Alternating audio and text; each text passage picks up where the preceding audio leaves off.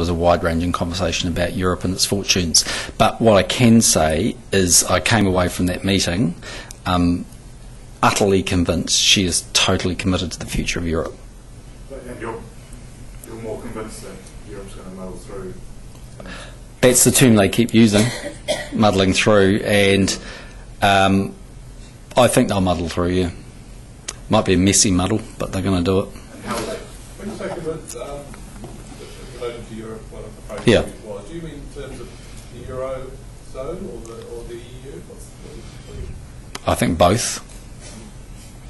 I mean, it's very important to them. Look, I think it's important to understand that the British press is opposed to the euro. That is not the way the European press sees it, both on the centre-left or the centre-right. So there are differences there, but certainly the continental European perspective is that there are challenges, but they are going to make it work. And every country is different. I mean, Spain has a banking crisis on the back of a bubble in their housing economy. Well, guess what? In the weekend, $100 billion turned up to support that. I mean, Greece is 2.1% of GDP of Europe. It's not tremendously large. If they vote for austerity, I'll be amazed if they don't continue to get support. Portugal, yeah, has its own issues, but again, they've had a bailout package.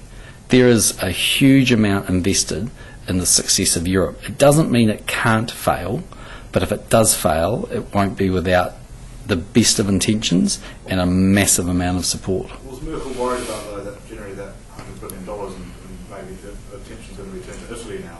That's effectively being paid by German and French taxpayers. Is she worried about them sort of reducing their eagerness to do that more? Look, I can't, for the same reasons I wouldn't answer the earlier question, answer that question either, except to say, yep, people generally, if you just speak to them about the issue, are worried about the domino effect of, Greece leading to other countries.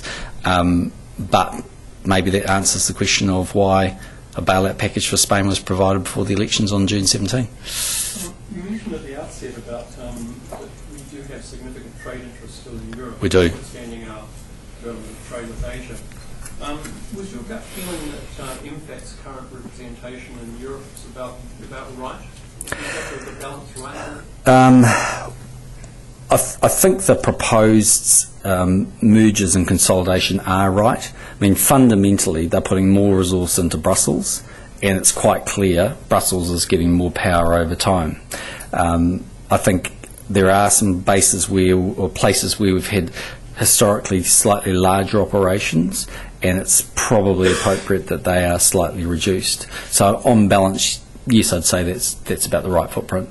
During the trip, did you have to reassure anyone in Europe that New Zealand still had commitment to Europe, notwithstanding the publicity about shifting representation resources to Asia?